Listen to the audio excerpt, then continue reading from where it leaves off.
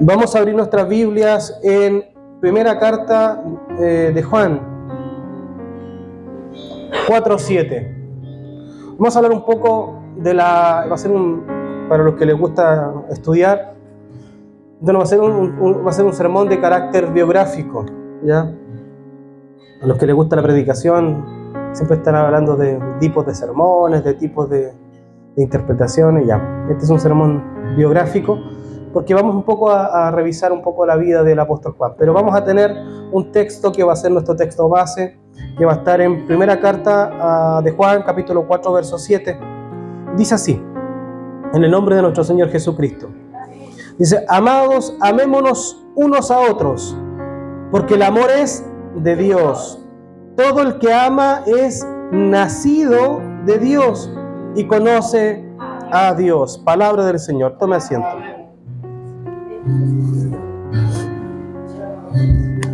El apóstol Juan es una de las figuras o uno de las personajes o personas más famosas del Nuevo Testamento. El apóstol Juan es el llamado discípulo amado. Lo único que podemos cuestionar ahí es que lo dijo él mismo. Pero el apóstol Juan era el menor de todos los que estaba ahí, el más joven. Él fue el último en dejar este mundo. Murió por allá por el año 90 aproximadamente después de Cristo. El apóstol Juan fue de todos los discípulos el más fiel. Porque cuando Cristo fue crucificado, el único que se quedó ahí fue Juan. Todos los demás huyeron. Pedro huyó, todos los de Bartolomé, todos huyeron. Pero el único que se quedó ahí fue el apóstol Juan. Juan es el único de todos los discípulos que muere de viejo. Él no muere por ser martirizado, por ser sacrificado como los otros apóstoles que fueron y avanzaron y por causa de la predicación, por causa de su fe, fueron muertos, sacrificados o ejecutados, mejor dicho. Pero el apóstol Juan no, el apóstol Juan, él muere de edad. Él sufre un castigo que es terrible, que fue ser quemado con aceite. Según los historiadores, ¿cierto? La Biblia no sale eso, pero los historiadores del tiempo, como Josefo y otros historiadores del tiempo de los judíos, cuentan de que el apóstol Juan fue condenado por causa de predicar el Evangelio a ser bañado con aceite hirviendo. Y lo bañaron a Juan en el aceite hirviendo. Y después su cuerpo lo fueron a dejar a Patmos, que era una isla donde mandaban a la gente a morir, como se dice. Y así enviaron a Juan allá. Pero el Señor misericordioso no permitió que Juan muriera ahí, sino que al revés. Juan sanó de sus heridas y se hizo más fuerte. Tanto así que después Juan es absuelto de su condena y él queda libre. Y Juan sigue luego su camino y va a la iglesia de Éfeso. Y se queda un tiempo en la iglesia de Éfeso enseñando, hablando, mostrando el amor de Dios, esto maravilloso. Escribe el Apocalipsis, escribe el Evangelio de Juan, para que las iglesias conocieran el amor de Dios. Y el apóstol Juan después se va a otra iglesia, y se va a otra iglesia, y todo el resto de vida fue enseñar y extender la palabra del Señor. Llegó el tiempo de su partida, pero ya no sufrió más martirio.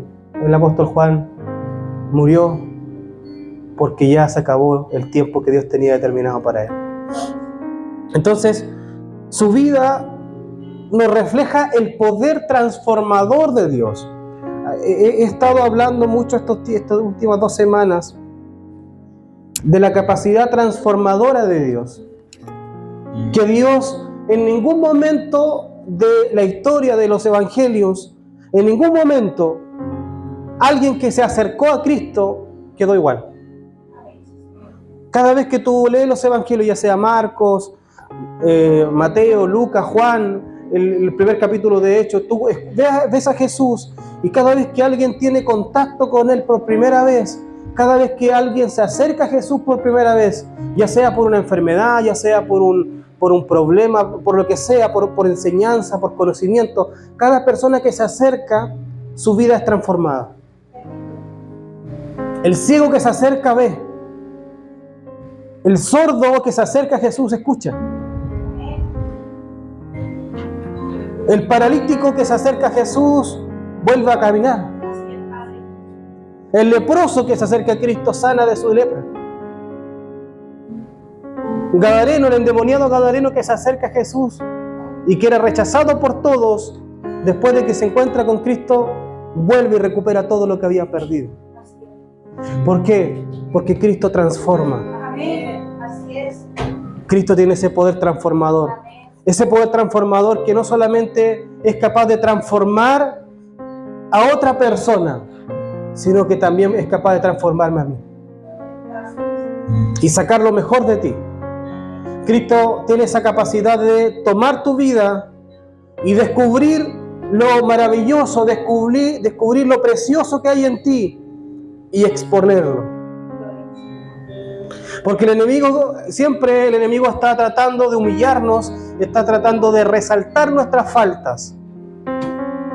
Si yo le pusiera ahora un papel a ustedes y le dijera, escríbeme 10 cosas negativas de esta persona, fácilmente tú lo harías. Pero si te digo, escribe 10 cosas positivas, nos cuesta un poco más. Llegamos como a la tercera o cuarta y después ya, no, si no es tan bueno. Y ahí nos damos cuenta de que es fácil a veces resaltar lo negativo, porque el mundo siempre está resaltando que no somos capaces, que no tenemos las competencias, que no tenemos los estudios, que no tenemos el dinero, que no tenemos la apariencia física, que somos feos. Hay una película que se llama Los Feos. Sí, de verdad. Es un mundo imaginario donde todos son lindos. Y el mundo nos hace creer que somos así. Y nosotros terminamos comprando esa mentira. Y ya cuando nos miramos al espejo nos rechazamos a nosotros mismos. Ya cuando miramos nuestra familia, rechazamos nuestra familia y decimos, no me gusta. ¿Por qué terminamos así? ¿Por qué yo no tengo, no sé, lo que tiene la familia de allá? ¿Por qué no tengo lo que tiene? ¿Por qué no, mis hijos no son como ellos? Y empezamos a renegar en contra de lo que Dios nos ha dado. Pero déjame decirte algo esta mañana. Cristo vino a transformar eso. Cristo vino a transformar la tristeza en alegría. Vino a transformar la enfermedad en sanidad. Vino a transformar la angustia en paz. La depresión en gozo. Cristo vino a transformar en nuestras vidas para siempre. Y Juan, el apóstol, experimentó ese poder transformador. Juan era un pescador. En Mateo 4, 21 al 22, ahí después se lo va a estar mostrando nuestro gran amigo Ricky. Era un pescador de Galilea, hijo de Zebedeo y hermano de Jacobo. Pasando de allí, dice, sí. Pasando de allí vio otros 2 hermanos, Jacobo, hijo de Zebedeo, y Juan, su hermano, en la barca con Zebedeo su padre, que remendaban sus redes, y los llamó. Y ellos, dejando al instante la barca y a su padre, le siguieron. Fíjense que Juan era un hombre común y corriente. Juan era una persona que no tenía grandes conocimientos de la ley, no era un doctor de la ley, porque Jesús nunca fue a la sinagoga a buscar a sus discípulos. Jesús buscó a sus hijos entre la gente, porque Jesús no mira lo que mira el hombre. Jesús mira el corazón de las personas. Y es capaz de detectar en una persona lo mejor que hay. Si hoy día hiciéramos una especie de de vida o de llamado igual que Jesús, si Jesús o no Jesús, si cualquiera de nosotros estuviera en el lugar de Jesús, eso quiero decir, y le dijeran tienes que reclutar a 12 discípulos, lo primero que haría, iría a las iglesias más grandes, buscaría a aquellos que han estudiado en grandes seminarios, aquellos que predican bien, que tienen buena facha, que son altos, que tienen voz FM y que caminan flotando y todas esas cosas. Pero Jesús no lo hizo así. Jesús buscó entre las personas. Estaba en una caleta en Galilea. Habían pescadores y seguramente no eran solamente los únicos que habían, pero de todos los que estaban ahí, habían dos que tenían un corazón dispuesto. Y Cristo los detectó y dijo, ellos dos tienen el corazón para ser mis discípulos. No sabían de ley, no sabían de historia, no sabían de nada, sabían pescar solamente porque era el trabajo de su padre. Pero Jesús vio el corazón de aquellas personas. Tú estás acá no porque a lo mejor puedes decir yo qué tengo que ofrecerle a Dios. No es por lo que tú le puedas ofrecer, sino porque Dios vio tu corazón. Y en tu corazón vio algo que a Él le es útil. Y tú puedes decir, ¿pero qué es, Señor? Juan también yo creo que le preguntó, Señor, ¿por qué me llama a mí? Ando yendo a pescado, ando yendo a mar. Pero Jesús, entre tanta gente que estaba con Él, dijo, ellos dos, síganme. Y ellos dijeron, amén, vamos. Porque una cosa es que Dios te llama y otra cosa es que uno dé el paso de fe. Y la gran gloria es que Dios no nos obliga a nosotros, sino que nos ofrece la oportunidad. Y está en cada uno de nosotros tomar esa oportunidad y dar ese paso de fe. No importa nuestro trasfondo, no importa cuál sea nuestra situación, no importa cuál sea nuestra condición, cuál sea nuestra salud, no importa cuál sea nuestra educación, no importa eso.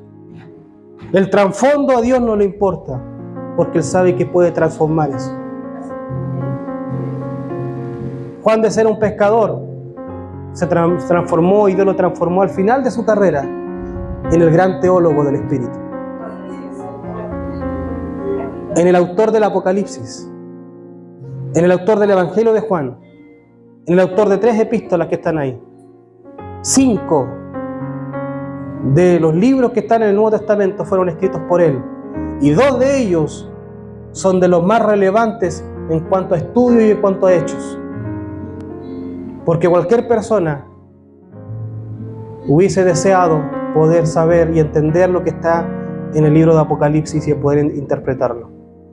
Y quiero decirles algo, Juan estuvo ahí. Juan vivió eso. Vio la gloria como del unigénito, vio el resplandor de la gloria porque Dios se lo permitió. Un pescador, un simple pescador. Una persona que a lo mejor no tenía las condiciones, no estaba como capacitado para poder ser el gran teólogo. Pero Dios lo llamó y le dijo, necesito tu corazón. Es que yo no sé, no me interesa lo que sepa, yo te voy a capacitar. Ven, porque Dios capacita. Si uno se dispone en las manos de Dios, Dios te capacita. ¿Cuánto necesitamos ser capacitados por Dios? En sus primeros años con Jesús, Juan y su hermano Jacobo eran conocidos como los hijos del trueno. En Marcos 3:17 dice así: a Jacobo, hijo de Zebedeo, y a Juan su hermano, a quienes apellidó o bautizó o renombró Boanerges, esto es, hijos del trueno. ¿Y por qué? Porque eran de un carácter fuerte, eran explosivos, porque los truenos explotan, ¿verdad? ¿Cierto? Hacen un ruido fuerte. Y ellos, los dos, eran fuertes, eran celosos, eran de carácter. Y usted me dice, pero ¿cómo yo puedo saber bíblicamente que Juan y Jacobo eran de carácter fuerte? La Biblia también lo narra en Lucas capítulo 9, verso 54. Dice lo siguiente: viendo estos sus discípulos, Jacobo y Juan, los hijos del trueno, dijeron a Jesús o al Señor: ¿quieres que mandemos a que descienda fuego del cielo como hizo Elías y los consuma? Porque unas personas rechazaron a Jesús y ellos se molestaron tanto, se enojaron tanto, que le fueron a proponer una gran propuesta a Jesús. Jesús, ¿sabes qué? Quiere que pidamos al Señor que descienda fuego como lo hizo Elías y que consuma a todos estos incrédulos, pecadores, etc. Eran celosos, pero mal enfocados. Jesús le dijo: no, así no es la cosa. Así no funciona. Tenían fe, sin duda, pues, y por eso le dijeron: quieren que hagamos, porque ellos se creían capaces, porque eran hombres de fe, amaban a Jesús por sobre todas las cosas. Pero resulta de que su celo estaba mal enfocado, su carácter estaba, ellos creían que defender, o sea, que seguir el evangelio significaba defender a Jesús y pelear por Jesús. En el tiempo, el apóstol Pedro también quiso hacer lo mismo. Cuando Jesús fue arrestado, dice la Biblia que él toma la espada que tenía en su costado y corta la oreja de Malco, de uno de los soldados. Y Jesús dice que toma la oreja y se la pone a Malco, le dice: para que no te quedes sin oreja, no te digan taza, te pongo la oreja. Le pone la oreja y le dice: no es así, así no funciona. Pedro, no es así. No es con hierro, no es con fuerza, es con el Espíritu. Entonces, Juan eran... Imagínate que te digan los hijos del trueno, para que le pongan ese apodo. Y ahora hablábamos de los apodos chistosos de las personas, de que en Chile somos muy buenos para poner sobrenombre, le decimos nosotros. Y nos damos cuenta de que el sobrenombre de ellos no era ni alegre ni simpático, era fuerte. No, están los hijos del trueno, no se metan. Quizás, ¿qué le van a decir? Entonces tenemos que saber, nuestro celo no tiene que estar mal dirigido. Nuestro celo no tiene que ver con querer que la otra persona obligadamente entienda lo que yo entiendo. Porque a veces los cristianos somos demasiado hijos del trueno para nuestras cosas. Y es un celo que puede ser genuino, puede ser un amor genuino, pero no es lo que Cristo planteó. Cristo planteó otra cosa. Él dice que no es con fuerza, es con el Espíritu, porque el amor sobrepasa todas las cosas. Entonces el Evangelio de Cristo es un Evangelio de amor, donde el amor es el que traspasa todos los corazones. Entonces, Juan partió como un pescador, se transformó en un hombre celoso de Dios, a tal celo que su carácter era reconocido por ser fuerte, impetuoso y ser incluso a veces agresivo, de querer destruir a otra persona por no confiar en Cristo. Te vas a ir al infierno, ¿por qué no? Hijos del trueno. Porque si tú no haces esto, el infierno te está esperando. Hijos del trueno. Son celosos, pero mal enfocados. Estaba a mitad del proceso, el queque estaba a medio cocer. Como las personas que le gusta hacer como repostería, miraron por el horno y el queque todavía le faltaba, no estaba listo. Estaba a medio cocer todavía, eran hijos del trueno todavía. Tenían celo por Dios, legítimo, pero todavía le faltaba un poquito de cocción. Después, Juan empezó a experimentar cosas. En Mateo 17, del 1 al 3 dice: 6 días después Jesús tomó a Pedro, Jacobo y Juan, su hermano, y los llevó aparte a un monte alto y se transfiguró delante de ellos.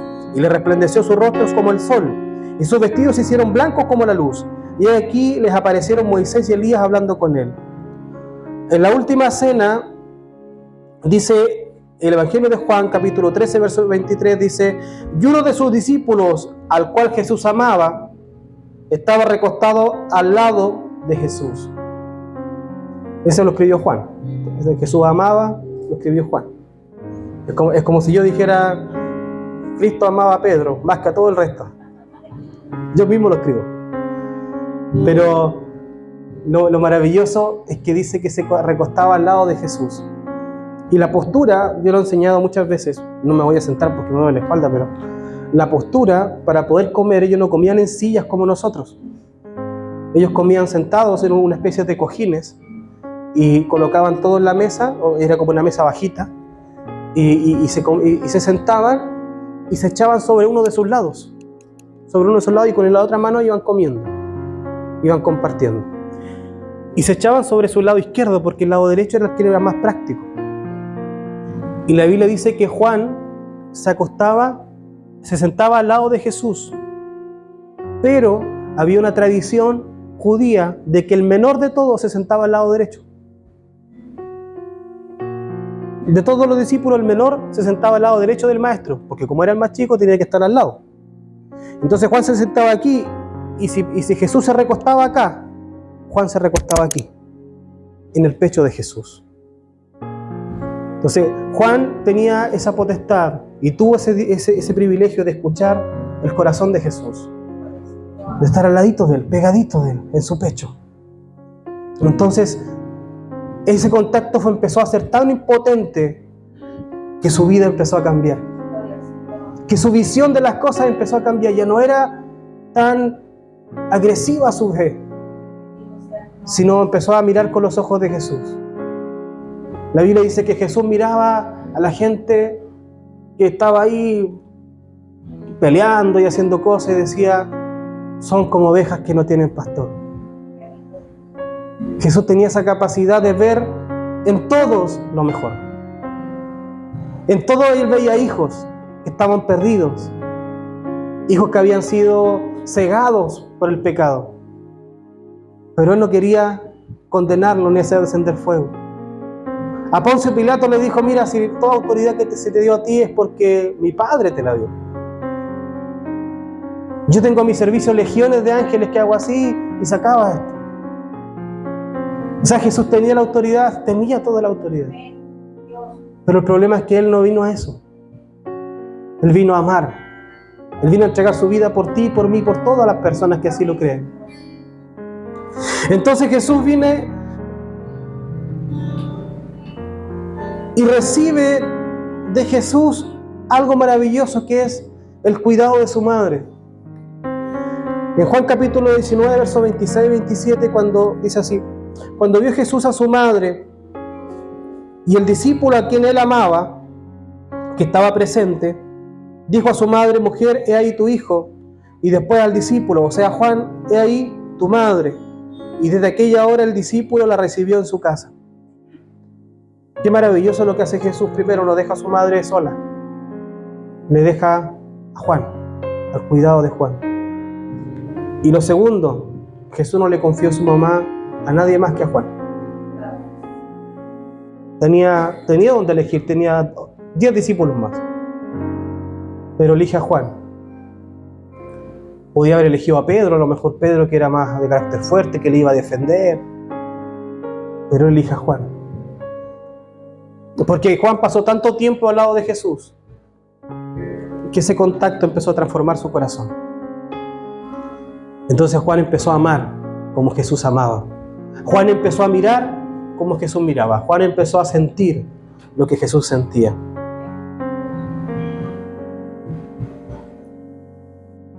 Pero esa fidelidad tiene una recompensa. La fidelidad de Juan, a pesar de las pruebas, a pesar de la persecución, a pesar de todas las cosas, Juan recibió del Señor privilegios que nadie más en el mundo ha recibido. Ese joven impulsivo, ese joven que era a lo mejor de carácter fuerte, Hoy día ya no tiene ese carácter, hoy día Dios moldeó su carácter. Hoy día ya es un anciano que entendió el llamado de su Señor. Un anciano que entendió a Cristo y dijo, yo entiendo a mi Señor, ya entiendo a Cristo, ya sé por qué decía esto. Y después dice la palabra que Juan es tomado y llevado al cielo y Dios y Cristo le muestran las cosas que van a venir. Le muestra el Apocalipsis, la revelación, le muestra la revelación de todas las cosas. Y le dice, escribe esto, escribe esto, escribe esto. Esto no lo escribas y escribe esto otro. Esto es para ti, es un regalo. Porque hay cosas en el Apocalipsis que Dios no le permitió escribir a Juan. Y le dijo, esto tú no lo escribas. Esto que ves, no lo escribas. Es un regalo para ti. Los demás pueden ver el resto, pero tú vas a ver solamente esto. Porque la fidelidad y la lealtad siempre tienen recompensa. Siempre. Y después Juan, ya viejito, anciano,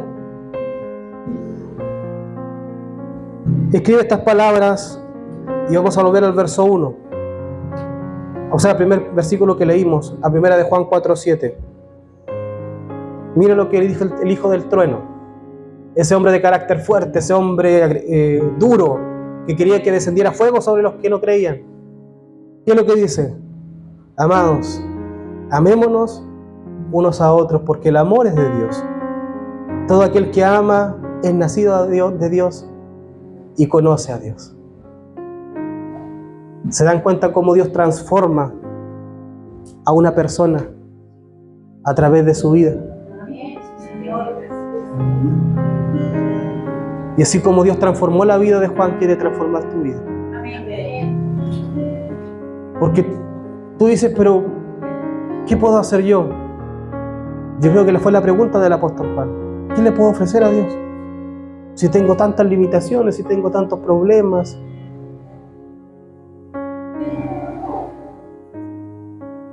Pero Dios tomó a Juan y lo empezó a capacitar. Lo acercó a él, a su pecho. Cuando Juan tuvo su arrebato, dijo, no, Juan, no es así. Míralos, ten compasión de ellos. Es que maestro, hablan mal de ti, maestro, ellos reniegan de la fe. Juan, tranquilo. Tranquilo, no es así. No necesitamos que se consuman en fuego. Necesitamos salvarlos.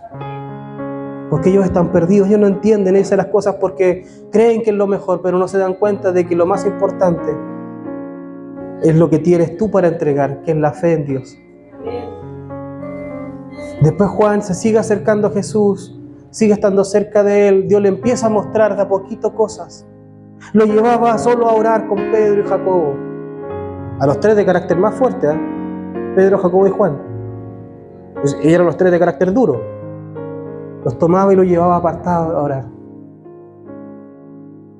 Pedro, Jacobo y Juan se transformaron en el círculo íntimo de Jesús. Lo llevaba y le mostraba la transfiguración. Iba a hacer una sanidad, un milagro grande, los tomaba a los tres y le decía, acompáñenme, vamos. Y Juan empezó a ver la misericordia de Dios. Y ya su corazón empezó a ser transformado. Empezó a entender. Era un pescador y Dios lo hizo un gran profeta, teólogo y apóstol. No importa lo que tú seas, lo que es tu pasado no va a determinar tu futuro. Tu pasado nunca va a determinar tu futuro. Quien fuiste nunca va a determinar quién serás. No mires en menos tu pasado, mira hacia atrás y lo bueno y lo malo. Dile, eso es experiencia, pero no determina lo que Dios va a hacer conmigo en el futuro. Porque en el pasado tuviste cosas alegres y también tuviste cosas muy tristes. Y una vez se aferra a eso. Y sigue hoy día pidiendo explicaciones por eso. Cuando en realidad lo que hay que hacer es levantar la cabeza y mirar a lo que Dios tiene para mí en adelante. Ese día Juan había terminado de pescar. No se imaginaba que su vida estaba a punto de cambiar para siempre. Se levantó como cualquier día en la mañana. Se levantó a lo mejor a trabajar. Después estaba lavando, remendando sus redes, reparando sus redes. Pensaba a lo mejor el otro día volver a pescar y seguir con su rutina que tenía todos los días. Esa rutina que a lo mejor ya lo tenía cansado. Porque Dios sabe que las rutinas cansan, que las rutinas agotan. Lo mismo todos los días, lo mismo todos los días. Pero ese día, un hombre joven de 30 años, de Nazaret, se acerca a él y ve a su hermano y los llama y le dice: sigan. Ya no van a pescar más. Ya no van a ser los pescadores de Galilea. Van a ser apóstoles de Jesús. Su vida ya no va a ser una vida anónima que nadie más va a recordar. Que solamente los papás y los amigos se van a acordar una vez al año para tu cumpleaños cuando fallezcas. Y va a decir: el día era el cumpleaños de fulano, sí, pucha, qué pena que ya no está. Y hasta el otro año. No, la vida de Juan ya no iba a ser así. La vida de Juan iba a ser relevante. Porque ya no solamente se iban a acordar de él sus amigos, sino que todo aquel que sigue a Cristo hoy día tiene la necesidad de recordar al apóstol Juan. Fue un hombre que obedeció hace 2000 años. Es ejemplo hoy día, en el 2025, de fe, de obediencia, de fidelidad y de lealtad. La obediencia y creerle a Dios siempre trae buenos resultados. Póngase de pie, por favor.